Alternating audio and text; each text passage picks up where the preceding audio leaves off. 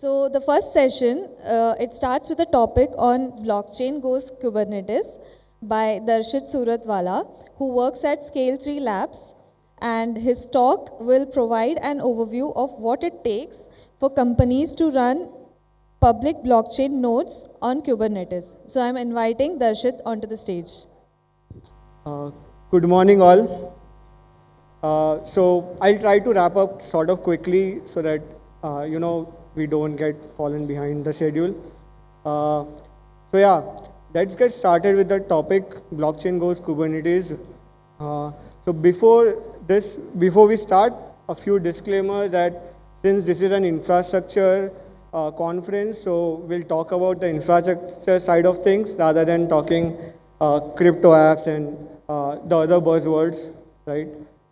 So this is a basic agenda that we'll follow. For the first half of the session, we'll talk about an introduction to blockchain. We'll understand what blockchain infrastructure looks like and what are the basic requirements to run a blockchain server. And after that, we'll understand few challenges for hosting a blockchain infra and how Kubernetes can help us provide solutions to them. And for the last few parts, we'll understand how you can monitor and observe your blockchain performance and stuff. Let's quickly get started with the topic.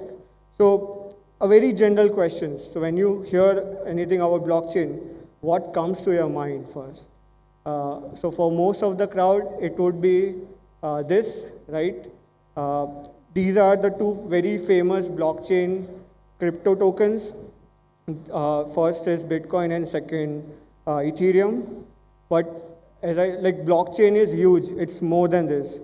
So in blockchain, there are a lot of more tokens and networks. So basically, as you can see on the slide, so these are, some of them are crypto tokens, some of them are blockchain networks where you can build apps on, and some of them are meme coins over here. But blockchain is really, really huge. So this is a screenshot by Coinbase Ventures where they talk about not just blockchain networks, but the technologies which are built on top of it, right? So as you can see over here, you have access management. You can see my mouse. Yeah. So you have access management. You have blockchain analysis providers and all. Plus you have wallet service, which is sort of like an SSO in a traditional system. Like you can just sign on with Google, right? Similarly, there are wallets which you can use, and you can use them to sign on a blockchain app, basically. Whereas our focus is on blockchain observability, which is over the right bottom side of the slide, where we have monitoring and infra tools. And the company where I work for is one of them, which is Scale 3 Labs. We got an idea what is blockchain. But what actually is the definition of blockchain, right? So we can consider in a very simple layman terms is blockchain is a database which basically verifies your data, and it stores the data across the network in a distributed manner.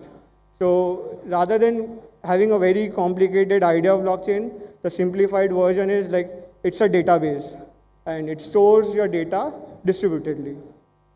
Okay, so we got an idea what blockchain is in a very simple definition, but what it takes to be a part of that network. So to join a blockchain network, you need to run something called blockchain node in your infrastructure. And it's not a Node.js application that you have to run.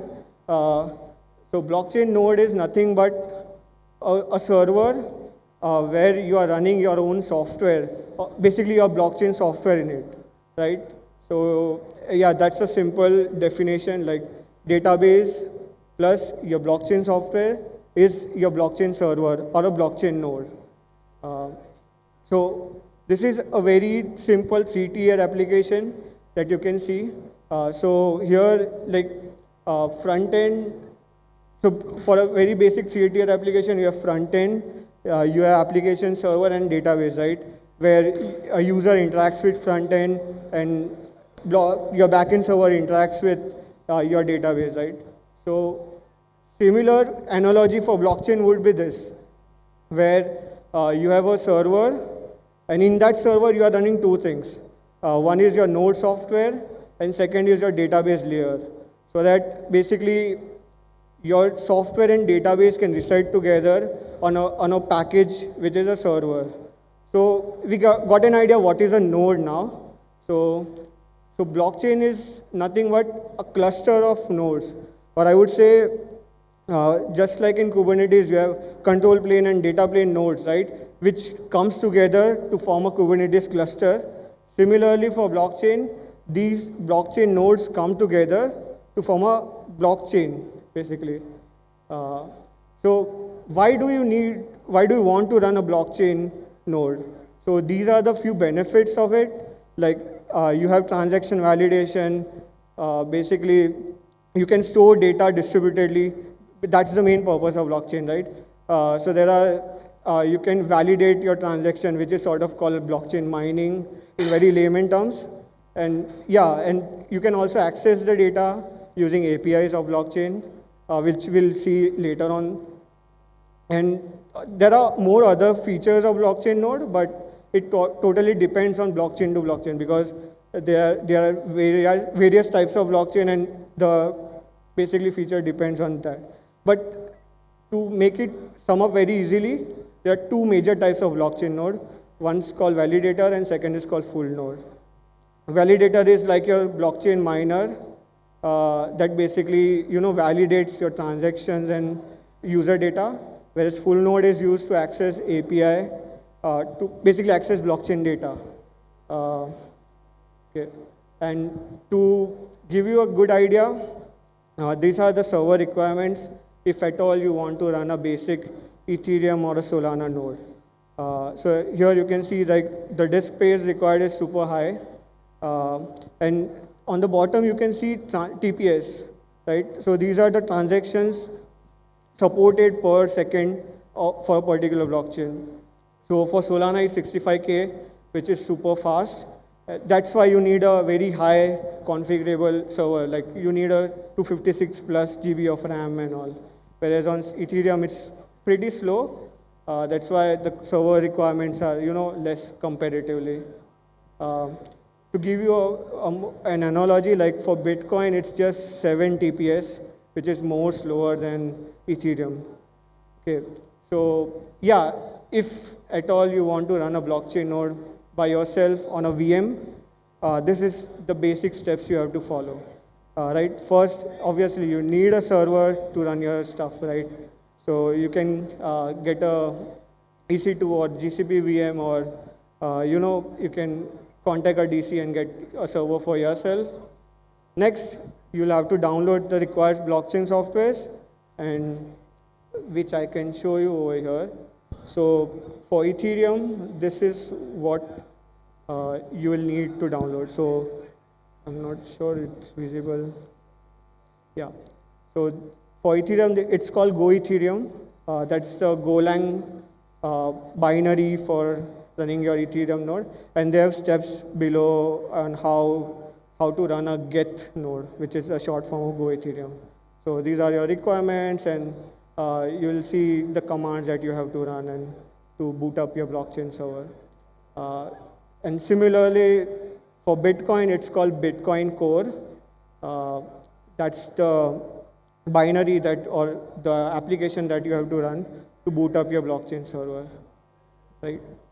So once you have the blockchain software with you, you just follow their instructions and get started with and run your blockchain node.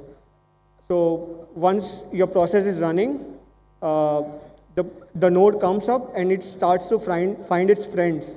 We call it peers in blockchain technology. So blockchain tries to find its peers or friends, and it starts to download the data, because in blockchain, each and every node should have the same data with it to maintain the security and all. So it starts syncing, it starts downloading the data.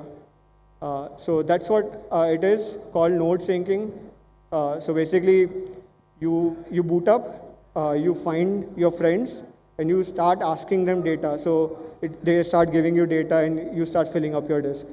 So it's called node syncing, which is a very important terminology in blockchain. And so whenever a user generates a transaction, uh, so so what is a transaction in blockchain? So basically, let's say you want to interact with a decentralized application, or you are sending tokens to another user on blockchain network, or you are doing any kind of an activity in blockchain. uh, those are recorded in the network, and we call it them transactions. So whenever a node boots up, it finds its friends or peers, and it starts getting all those transactions in it, and it starts storing them on the disk, right? And and you can use blockchain nodes basically to view those transactions. So this is an example of Ethereum. So here on the right hand side, you can see these are all the transactions made, and these are all the blocks. So this is a website called EtherScan, where you can see the blockchain data for Ethereum over here. And they are basically using the blockchain node APIs to get the transaction and show it to the user on the UI. Okay, so yeah, so coming to that, the blockchain node also provides APIs to get transactions or get balance of your account. So this is a very simple example of that. So here I'm making a API call to Ethereum on my own node, and basically the result is that this is a basically block number in hex form, and this is the actual decimal format of that. So you can use basically TLDRs, like you can get data from it. So the three major important things that we covered: first of all, blockchain is a distributed data, right? And you have something called node syncing, which basically downloading the transactions or blocks from your friends or peers. Second was transactions. These are basically the user activities done on blockchain. And the last one is blockchain APIs. You can use them to get data or submit a transaction. Yeah, so like we saw before, like this is if you want to do it on VM, this is a very basic blockchain architecture. And surprisingly, recently, like 4 days ago, GCP also launched their blockchain node engine service. This is like June 13, and today is June 17, right? So just 4 days ago, they made it GA. They call it blockchain node engine. It currently supports only and only Ethereum. And this is the pricing for that. If you want to run a very basic one, it's 500 per month. And if you want to run an archival version of that, it's a type of a blockchain node, you have to pay 2K per month. But, so that's the complicated part, right? Costing. So if you have to do it on Kubernetes, this is a very, very simplified architecture for that. Since blockchain is a database, right? So you want to store data. And so for storing your data, you will obviously use stateful sets to store them, right? So we have a service to access the data. So basically, blockchain API service is used for making API calls from a customer or from your distributed application, and you have stateful sets to manage your persistent disk and all, which is fine. So you are able to boot up your node, and you are able to set it up on Kubernetes. But what happens after that? Which is the main part, challenges, right? Whenever you are setting up an infra project, you know that you have to maintain them, and every infra project comes with their own set of challenges, right? So these are the few challenges that we'll go through, so that we'll understand how you can leverage Kubernetes and you can basically solve them. So first one is how to check if your node is healthy, right? So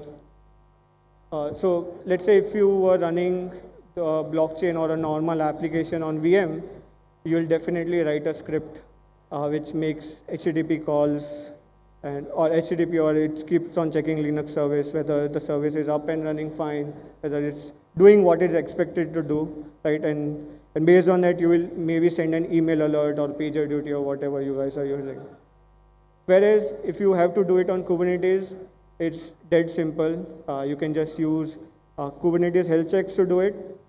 And for blockchain, you will definitely use readiness probe rather than liveness probe, because liveness keeps on restarting the pods, which you don't want to happen. So yeah, health checks is a solution, and this is a very basic example of that. So let's say you are running 2 blockchain nodes, and one of them goes down. You obviously don't want to send traffic to. Why? Because the node has stale data in it, and your app can get impacted, because whenever you are sending a transaction to somebody else, you want that latest data. If your data is stale, you will show wrong balance to user, and it can be a mess, right? So you want to use readiness probes to control the traffic, basically, from your blockchain service. So if you are a beginner, this is what you will use. You will figure out an API on a blockchain that has health checks, or that properly responds, makes and properly basically responds to your requests and all. And that's what you will use. You will use an HTTP GET type of health check. But if you are an advanced user, you will probably write a custom script to check if your blockchain transaction speed or syncing speed that we talked about, right, downloading the data, is fast enough, and you are up to with what the data is there on the blockchain network and all. So definitely you'll write a custom script to do your health checks and manage your traffic, right? So second challenge, what if your blockchain server goes down? What if the server gets corrupted? So this is the previous state. Let's say out of 5 TB of your disk size, 4 TB was full with blockchain data, and let's say it got crashed. So you have to start from scratch. So whenever you boot up a new server, it will start from 0 GBs of data, right? So, and in blockchain, when you start downloading data from scratch, it could take weeks or months sometimes, because the data is super huge. So the simple solution to that is taking backups, right? So if you are on VMs, you will have to do VM snapshot, or manually zip your data and store it on a cold storage. That's what the normal DB systems do, right? If you are running a MongoDB or SQL or Postgres, that's what you will do. So for Kubernetes, that's called persistent volume, and you can have an incremental snapshot based on your cloud provider, right?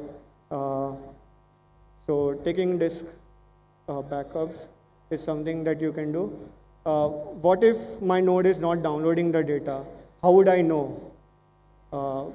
So we can have an analysis on this. Like this is the part where you can use basically tools like Prometheus and Alert Manager to see the trend of your blockchain performance, blockchain server performance. Like you can check whether when was an issue, are we syncing fine, are we downloading data fine, are the transactions or getting validated properly, so, right?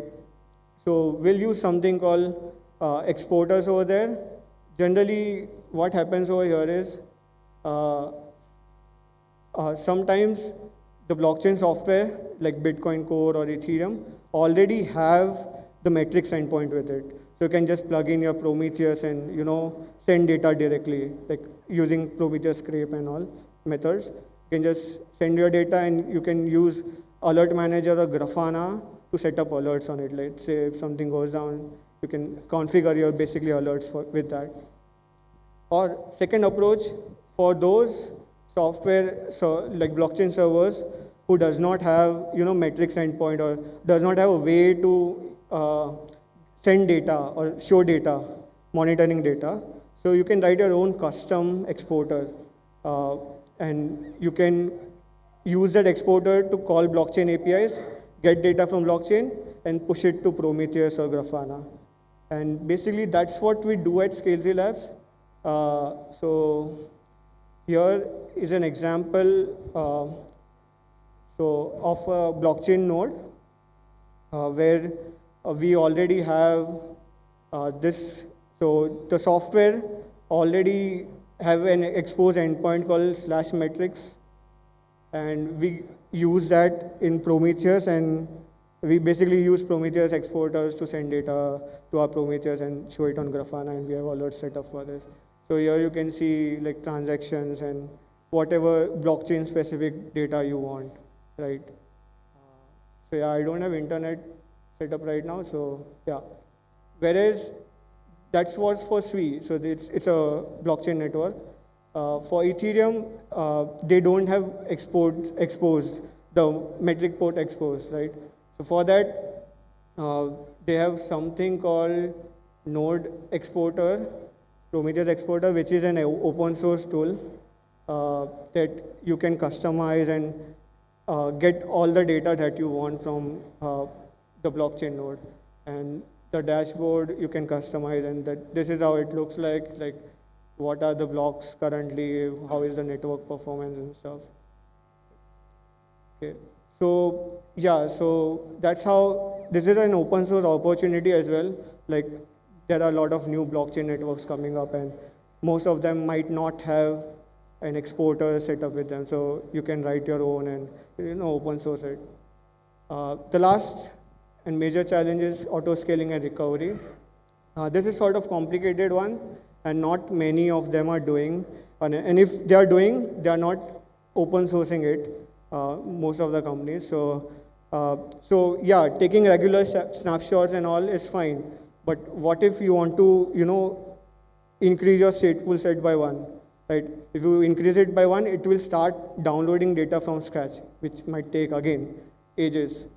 So the simple solution is to write your own Kubernetes controller, which can, take snapshots and use the latest snapshot to boot a new node, so that you don't have to download it from the Genesis or from the scratch. Even this is not super popular in open source world, but a lot of companies are internally, using this method to manage their blockchain servers and network. Okay, so TLDR of the session is like, if you want to, do it for fun or do it on a small scale, yeah, you can use stateful set. You can take backups regularly, and you can manually, auto scale and set up your Prometheus and Grafana monitoring on top of it. But for power users, what you can do, you can write your own custom controller. You can, based on like configurations like max out, max in scaling, and all those stuff. You can set up how you want to auto scale, and you can use custom health check scripts to, manage your traffic. I guess, yeah, that's it. So I work as in Scale 3 Labs as a software engineer. My role, from past 5 years, is helping out companies to manage their infrastructure and all. And I've done a lot of firefighting, as well as I have a lot of experience in managing blockchain servers as well. So yeah, I work a lot of different things, like I work as a software developer, infra, SRE, DevOps. Few shout outs to these two groups. So on the left one is like CNCF Thane, which is, they are going to have it's sort of the most active group over here in Mumbai. If you guys want to take a snap of this, you can, so that you can, check out whatever they are doing. Whereas on the right is a small OTC group, which almost every Saturday they do meetups online. There are folks from US as well, like who are studying or who are working. So we have a casual catch up on tech and whatever, we discuss random topics around it. So left one, they have workshop tomorrow where they'll talk about Kubernetes, WASM and all. So you can check out, it's an active group. On the right, they have catch-ups every Saturday at night. Today's Saturday, so they'll have today. I guess that's pretty much it. If you guys have any questions, do let me know. We can, connect later. So yeah, thanks for listening. Have a good KCD Mumbai. Bye.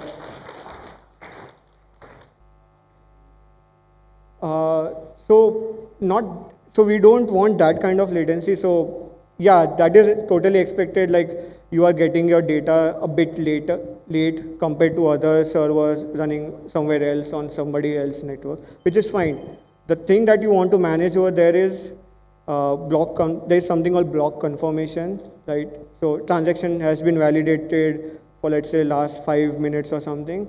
Only then you confirm your transaction, basically. It's sort of different. Like it's hard to explain the terminologies, but it's like you want to wait for some time before you make that confirm on your backend application. That kind of. So it's fine having latencies. So yeah. Anybody else want to ask anything? Yeah. Okay, I guess that's it. Yeah.